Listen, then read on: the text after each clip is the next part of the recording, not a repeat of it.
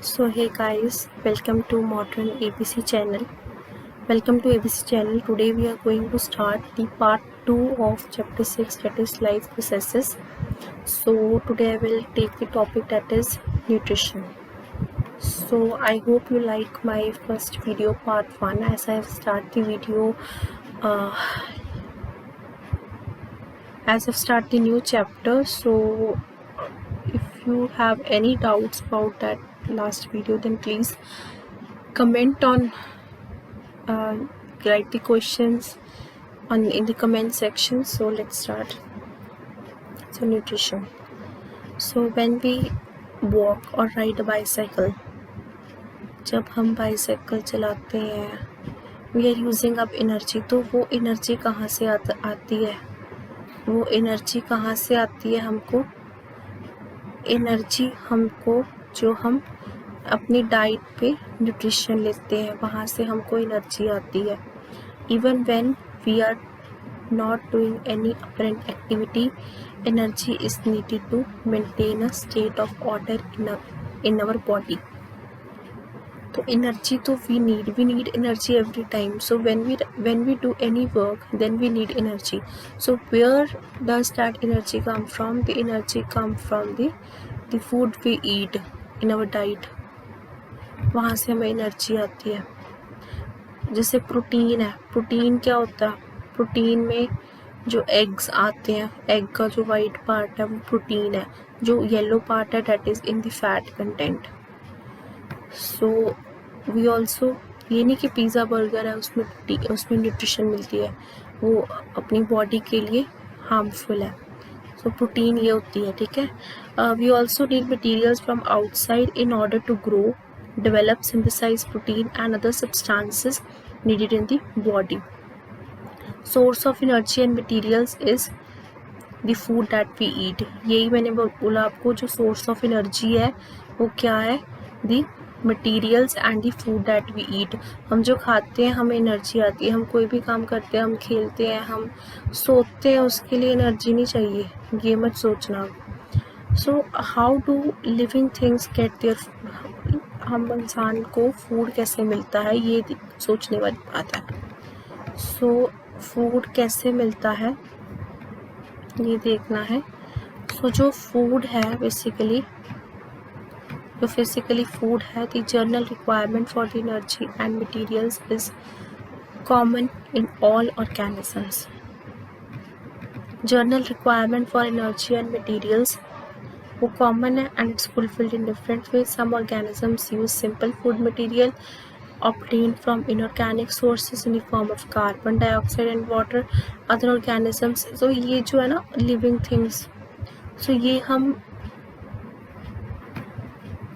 अपनी ह्यूमंस की बात नहीं कर रहे हैं. ऑटोट्रॉफ्स, हेटरोट्रॉफ्स, इनको कैसे फूड मिलता है ये उनकी बात कर रहे हैं. सो इसमें न्यूट्रिशन पढ़ेंगे. आज हम ऑटोट्रॉफिक न्यूट्रिशन तक ही करेंगे. ठीक है. Today I am busy, so I will only cover up till here, photosynthesis. Okay, and next time I will cover the whole chapter. Okay, I'll upload a video on Friday. So चलिए करते हैं. These organisms, the autotrophs, include green plants and some bacteria. जो autotrophs होते हैं वो green plants include करते हैं. Green plants कौन से होते हैं? जो फोटोसिंथेसिस प्रोवाइड करते हैं. ठीक है. So other organisms utilize complex substances. Other organisms complex substances utilize करते हैं and these complex substances have to be broken down into simpler ones. For example, यहाँ पे एग्जाम्पल देती हूँ. मान लो कि आप फूड खाते हो, ठीक है, और आपकी बॉडी में जाता है. मान लो आपको अपनी चपाती खाई, आपकी बॉडी में गई और वो अपने स्टमक में जाके उसके जो मतलब जो आपने खाया वो कॉम्प्लेक्स था और आपके स्टमक पे जाके वो सिंपलर हो गया. तो यहाँ पे लिखा हुआ है these complex substances have to be broken down into simpler ones before they can be used to upkeep the growth of the body. So to achieve this, organisms use biocatalyst called as enzymes. So यहाँ पे enzymes का क्या role है, ये question आ सकता है आपको, that what is the role of the enzymes. यहाँ पे enzymes का ये रोल है कि जो enzymes जो है, जो हमने फूड खाया, हमारी बॉडी ने जो फूड लिया, जो इनटेक लिया, मतलब जो कॉम्प्लेक्स फूड था वो सिंपलर सब्सटेंसेस में कन्वर्ट हो गया, ये रोल था. So thus the heterotroph survival depends directly or indirectly on trophic. Heterotroph organisms include the animals and fungi. So next topic है, I hope आपको यहाँ तक समझ आ गया होगा. तो अगर आपको कुछ भी नहीं समझ आता तो प्लीज़ कमेंट करो, ताकि मुझे भी पता चल सके कि आपको क्या नहीं समझ आ रहा. ठीक है, तो नेक्स्ट करते हैं, that is autotrophic nutrition. Autotrophic nutrition क्या होता है? Carbon and energy requirements. Carbon क्या होता है? कार्बन अभी हर जगह प्रेजेंट है. ठीक है, हम छोटी क्लासेस से पढ़ते आ रहे हैं कि कार्बन कितना इंपॉर्टेंट है. So carbon and energy requirements of the autotrophic organism are fulfilled by the photosynthesis. So ये सारी चीज़ें ना, कार्बन और एनर्जी रिक्वायरमेंट फोटोसिंथेसिस से फुलफिल्ड हो जाती है. And it is the process by which the autotrophs take in substances from the outside and convert them into the stored forms of energy. This material is taken in the form of carbon dioxide and water, which is converted into the carbohydrates in the presence of sunlight and chlorophyll. So ये जो carbon dioxide and water है, carbon dioxide plus H2O है, ये जो है convert हो जाता है कार्बोहाइड्रेट्स में in the presence of sunlight and chlorophyll.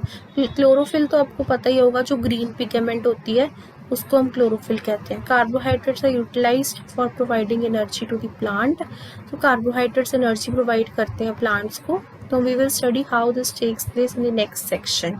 So next video हम बात करेंगे कि इसका कैसे होता है. The carbohydrates which are not used immediately are stored in the form of starch. मान लो कि जो कार्बोहाइड्रेट्स नहीं यूज़ किए प्लांट्स ने, तो वो स्टार्च में स्टोर हो जाती है. जो source of energy in plants होती है, मैं आपको बता देती हूँ, ये कई बार ये क्वेश्चन पूछ लेते हैं. Source of energy in plants that is the starch. ठीक है, and source of energy in animals that is the glycogen. ठीक है, सोर्स ऑफ एनर्जी प्लांट्स में तो क्या होती है? स्टार्च. और जो बच जाती है वो स्टार्च के फॉर्म में एनर्जी बच जाती है. और एनिमल्स में यहाँ पे लिखा नहीं हो, मैं बता देती हूँ, बट एनिमल्स में जो सोर्स ऑफ एनर्जी होती है वो है glycogen. So a somewhat similar situation is seen in us. Some of the energy derived from the blood we eat in the stored in our body form of glycogen. देखो मैं यहाँ पे मैंने बोला ही था, ग्लाइकोजन यहाँ पे स्टोर्ड हुई है. ठीक है, सो नेक्स्ट पार्ट जो है, ये रिएक्शन देख लो, ये रिएक्शन लर्न कर लो बाय हार्ट, क्योंकि ये बहुत इंपॉर्टेंट है. और ये रिएक्शन आपको फाइनल में भी मिलेगा, एग्जाम में भी मिलेगा. ये इंपॉर्टेंट है रिएक्शन, इसको मार्क कर लो, रेड पेन से मार्क कर लेती हूँ. This reaction is most important. जहाँ जहाँ पे मैं इम्पॉर्टेंट लिख रही हूँ मतलब वो इम्पॉर्टेंट है. सो 6 कार्बन डाइऑक्साइड प्लस 12 H2. यहाँ पे 12 वाटर के मॉलिक्यूल्स रिक्वायर्ड हैं यहाँ पे. और यहाँ पे क्या बन जाएगा, ये यहाँ पे इक्वेशन बैलेंस हो जाएगी. आई थिंक आपको बैलेंस करना आता होगा, अगर आपने किया होगा तो. सो ये ग्लूकोज बन जाता है. ठीक है, और let us see what actually happens during the process of photosynthesis. So आपको पता है फोटो का मतलब क्या है? फोटो का मतलब होता है लाइट. फोटो का क्या मतलब होता है? लाइट. और सिंथेसिस का जो यूटिलाइज करते हैं, फोटो का मतलब होता है लाइट. सो यहाँ पे फोटोसिंथेसिस कैसे होती है, ये 3 पॉइंट्स लर्न कर लो. 3 पॉइंट्स पहले समझ लो, फिर लर्न कर लेना. क्या है पहले? Absorption of light energy by chlorophyll. Light मतलब जो क्लोरोफिल कहाँ पे प्रेजेंट है? लीव्स पे ऊपर. क्लोरोफिल क्या है? क्लोरोफिल ग्रीन पिगमेंट है. मतलब जो लीव्स का जो ग्रीन पिगमेंट है उसने लाइट एनर्जी अब्जॉर्ब कर ली. ये लीफ है, यहाँ पे लाइट है. ठीक है, ये लीव्स है, यहाँ पे लाइट है. ये जो यहाँ पे बेसिकली लाइट आ रही है, ये इन्होंने अब्जॉर्ब कर ली, ठीक है, ये लाइट अब्जॉर्ब कर ली ग्रीन पिगमेंट क्लोरोफिल ने, एंड उसकी लाइट एनर्जी जो है, light energy to chemical energy convert हो गई, and splitting of water molecules into the hydrogen and oxygen. Light, green pigment ने लाइट अब्जॉर्ब कर ली और लाइट जो है केमिकल एनर्जी में कन्वर्ट हो गई, and splitting of water molecules, और जो 12 वाटर मॉलिक्यूल्स हैं ये जो है हाइड्रोजन और ऑक्सीजन में कन्वर्ट हो गए। So reduction of carbon dioxide to carbohydrates, जो 6 कार्बन डाइऑक्साइड यहाँ पे है, जो 6 कार्बन डाइऑक्साइड यहाँ पे है वो 6 कार्बन डाइऑक्साइड है वो कार्बोहाइड्रेट्स में कन्वर्ट हो जाएंगे, ठीक है। सो नेक्स्ट जो है हमारा, these steps need not take place one after the another immediately, ये स्टेप्स जो है एकदम से नहीं होते। For example, desert plants take up the carbon dioxide at night and prepare an intermediate which is acted upon by the energy absorbed by the chlorophyll during the day। तो desert plants होते हैं जो रेगिस्तान में या फिर होते हैं ना प्लांट्स वगैरह, वो रात को ही कार्बन डाइऑक्साइड ले लेते हैं, उनका एक अलग से आपको याद रखना पड़ेगा, यहाँ पे इम्पॉर्टेंट डाल लो तो ये भी क्वेश्चन आ जाता है। ये डायग्राम बहुत इंपॉर्टेंट है, क्रॉस सेक्शन ऑफ लीफ, ये वाला जो डायग्राम है ये बहुत इंपॉर्टेंट है। So let us how the necessary components are given, so this cross section is very important. So thank you for watching my video, please like and subscribe. Next video I will upload the whole chapter, so I hope you like this part. Thank you.